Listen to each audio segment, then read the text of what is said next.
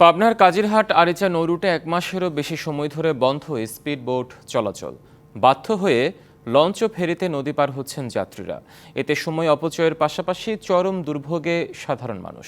দ্রুত speed boat চালু করতে বিআইডব্লিউটি এর হস্তক্ষেপ কামনা করেছেন স্থানীয়রা। কাজিরহাট থেকে আরিচা নৌরুটের দূরত্ব ১৩ কিলোমিটার। এই রুটে ৪টি ফেরি ও ৯টি লঞ্চ চলাচল করে। ২০১৬ সালে এ রুটে শুরু হয় স্পিডবোট চলাচল। সময় বাঁচায়, যাত্রীদের কাছে দ্রুত জনপ্রিয় হয় এই সার্ভিস। প্রতিদিন স্পিডবোটে নদী পারাপার করত কয়েকশো মানুষ।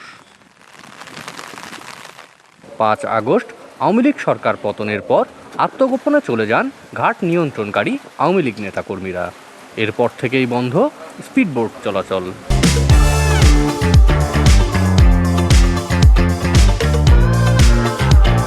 পনেরো থেকে ২০ মিনিটের মধ্যে আমরা এপার থেকে ওপার খুব দ্রুত যেতে পারতাম।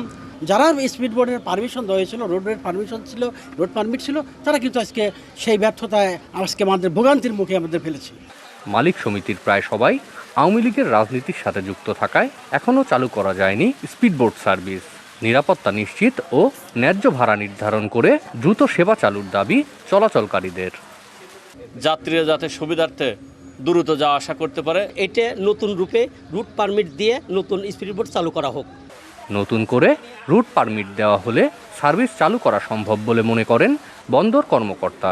দুই পারে পাঁচটা করেও নতুন বোটকে রুট পারমিট দিতে পারি এবং আগের সবগুলো বোটের রুট পারমিট বাতিল করতে পারি, তাহলে 10টি বোট দিয়ে আমাদের এই রুটটিকে সচল করা সম্ভব।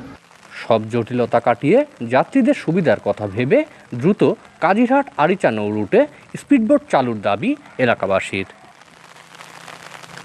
Partha Hasan, DBC news, Pabna.